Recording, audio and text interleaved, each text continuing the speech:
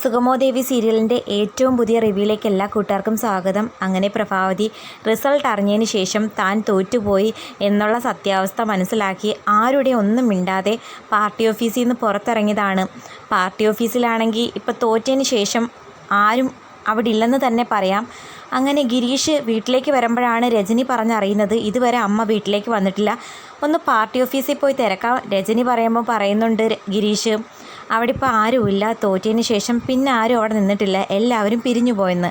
ഇപ്പം അമ്മ എവിടെ പോയെന്ന് അറിയാതെ വിഷമിച്ച് നിൽക്കുന്ന സമയത്താണ് സിദ്ധാർത്ഥൻ കുറേ സ്വീറ്റ്സുമായിട്ട് വരുന്നത്. എല്ലാവർക്കും വീതിച്ചു കൊടുക്കാനൊക്കെ പറയുന്ന സമയത്ത് എനിക്ക് ഇതിൻ്റെയൊന്നും ആവശ്യമില്ല, എനിക്കിപ്പോൾ അമ്മയെ കാണണമെന്ന് പറഞ്ഞുകൊണ്ട് രജനി വാശി പിടിക്കുന്നുണ്ട്. ഒടുക്കം രജനിയുടെ വർത്തമാനങ്ങൾ നിയന്ത്രണം വിടുന്ന സമയത്ത് സിദ്ധു തന്നെ പ്രഭാവതി തിരക്കാനായി ഇറങ്ങുന്നു. അതേസമയം നമ്മുടെ ദേവികയും നന്ദനും ക്ഷേത്രത്തിലൊക്കെ പോയി പ്രസാദമായിട്ട് വീട്ടിലേക്ക് വരുന്നുണ്ട്. പ്രസാദം രജനിക്ക് നേരെ നീട്ടുമ്പം രജനിയാണെങ്കിൽ വളരെ മോശമായിട്ടാണ് ദേവികയോടും നന്ദനോടും സംസാരിക്കുന്നത്. അവർ വിജയിച്ച് വന്നെയാണെന്നുള്ള ഒരു ഭാവം പോലും കാണിക്കാതെ അമ്മയെ തോൽപ്പിച്ചതിന് കാരണക്കാരി ദേവികയാണെന്നുള്ള രൂപത്തിൽ നിയന്ത്രണം വിട്ട് പലതും സംസാരിക്കുന്നു. ഒടുക്കം രജനിയെ തൃപ്തിപ്പെടുത്താൻ എന്നോണം നമ്മുടെ ദേവികയാണെങ്കിൽ പലരെയും വിളിച്ച് തിരക്കുന്നു. ആരും പ്രഭാവതി കണ്ടതും കേട്ടതുമായിട്ട് പറയുന്നില്ല.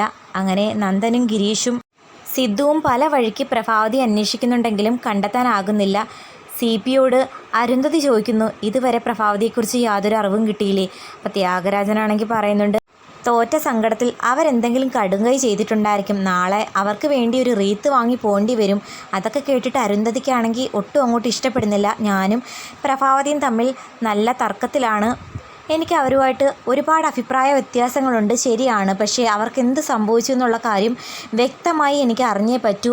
അവരെക്കുറിച്ച് ഇപ്പോൾ തന്നെ തിരക്കി അറിയണം എന്ന് പറഞ്ഞങ്ങ് പോകുന്ന സമയത്ത് ത്യാഗരാജനാണെങ്കിൽ CPയോട് ചോദിക്കുന്നു നമ്മളറിയാതെ ഇനി പ്രഭാവതി മേഡത്തെ വല്ലതും ചെയ്ത് കാണൂ എന്ന് ചോദിക്കുമ്പോൾ CP ആണെങ്കിൽ കണക്കിന് കൊടുക്കുന്നുണ്ട് ത്യാഗരാജന്.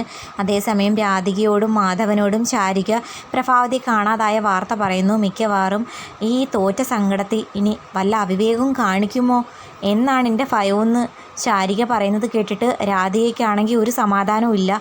രണ്ട് വീട്ടിലുള്ള മത്സരാർത്ഥികളാണ് മത്സരിച്ച് ഇപ്പോൾ ദേവിക വിജയിച്ചെങ്കിൽ ശരിക്കും പറഞ്ഞാൽ ആത്മാർത്ഥമായിട്ട് അവർക്ക് സന്തോഷിക്കാമായിരുന്നു. ഒരു വീട്ടിലെ അമ്മായിമ്മ മരുമകൾ മത്സരിച്ച് അതിൽ മരുമകൾ വിജയിച്ച് അമ്മായിമ്മ തോറ്റു എന്ന് പറയുമ്പം ഇനി അമ്മായിമ്മ വല്ല കടുങ്കൈ ചെയ്താലും വീട്ടിൽ പ്രശ്നങ്ങൾ ഉണ്ടാക്കിയാലും എല്ലാം സഹിക്കാൻ പറ്റുന്നതിനും അപ്പുറമാണ്. ശരിക്കും മതിമറന്ന് സന്തോഷിക്കാനൊന്നും പറ്റത്തില്ല എന്ന് തന്നെ പറയാം. പ്രഭാവതി മിക്കവാറും തോറ്റ സങ്കടത്തിന് എവിടെയെങ്കിലും മറഞ്ഞിരിക്കുന്നതായിരിക്കും. ആരും പെട്ടെന്ന് എത്തിച്ചേരാൻ പറ്റാത്ത എവിടെയെങ്കിലും വല്ല ക്ഷേത്രത്തിലോ അല്ലെങ്കിൽ പരിചയമുള്ളവരുടെ വീട്ടിലോ എങ്ങാനും പോയി കാണും. അതോ ഇനി ഋഷി എങ്ങാനും പ്രഭാവതിയെ തട്ടിക്കൊണ്ടുപോയി ദേവിക്കെതിരെ മത്സരിച്ചതിൻ്റെ കണക്ക് ചോദിക്കാൻ പോയിട്ടുണ്ടോ എന്നും പറയാൻ പറ്റില്ല.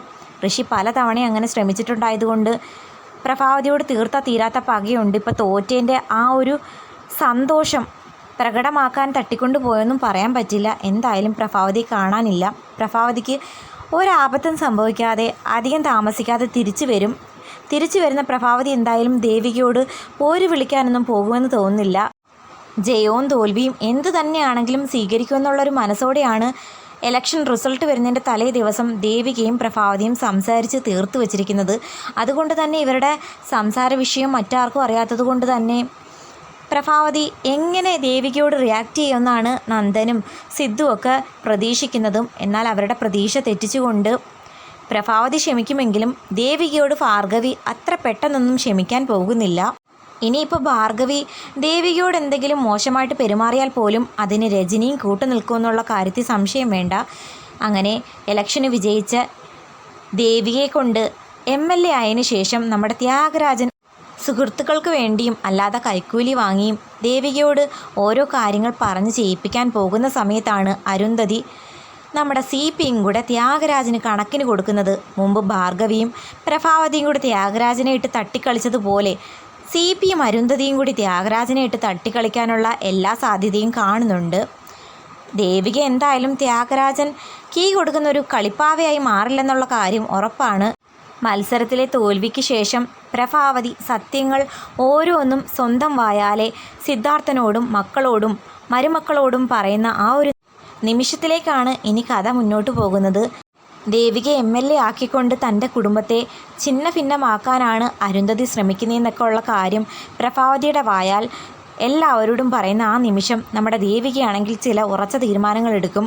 ഒരു കാരണവശാലും തൻ്റെ കുടുംബത്തിന് ദോഷം സംഭവിക്കുന്ന ഒരു കാര്യവും ആര് തന്നെ പറഞ്ഞ് ചെയ്യിപ്പിക്കാൻ ശ്രമിച്ചാലും ഞാനതിന് വഴങ്ങില്ല, അതുകൊണ്ട് അമ്മ ആ ഒരു കാര്യത്തിൽ പേടിക്കണ്ട എന്നൊക്കെ ദേവിക വാക്ക് കൊടുക്കുന്ന സമയത്ത് നമ്മുടെ പ്രഭാവതിക്ക് അല്പം സമാധാനമായേക്കാം.